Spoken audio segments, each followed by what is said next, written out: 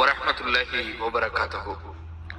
மறுமை நாளிலே நாமெல்லாம் இந்த உலகத்திலே என்ன அமல் செய்தோம், எதை அல்லாஹ் ரப்புல் ஆலமீனும் அவனுடைய தூதர் முஹம்மது ஸல்லல்லாஹு அலைஹி வஸல்லம் அவர்களும் அனுமதித்தார்கள், அதையெல்லாம் நாம் செய்தோம். நன்மையை ஏவி தீமையை நாம் எப்படி தடுத்தோம் என்பதை எல்லாம் அல்லாஹ் ரப்புல் ஆலமீன் மறுமை நாளிலே கேள்வி கேட்பான். நம் நன்மைகளை நெருக்கக்கூடிய மீசான் என்கின்ற ஒரு தராசையும் அல்லாஹ் ரப்புல் ஆலமீன் மறுமை நாளிலே ஏற்படுத்தி நம்மளுடைய நன்மைகளை தீமைகளை நிரப்புவான். அப்பொழுது அதனுடைய எடை அதிகப்படுத்துவதற்காக அல்லாஹ்வுடைய தூதர் ஸல்லல்லாஹு அலைஹி வஸல்லம் அவர்கள் ஒரு அழகிய திக்ர் ஒன்றை இந்த சமுதாயத்திற்கு காட்டி தந்தார்கள்.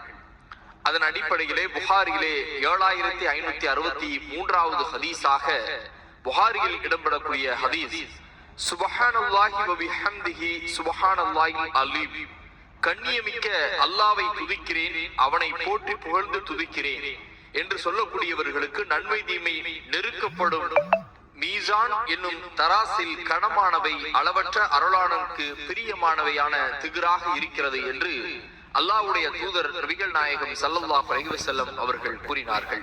அஸ்ஸலாமு அலைக்கும். இது போன்ற வீடியோக்களை பெற நமது சேனலை சப்ஸ்கிரைப் செய்யுங்கள்.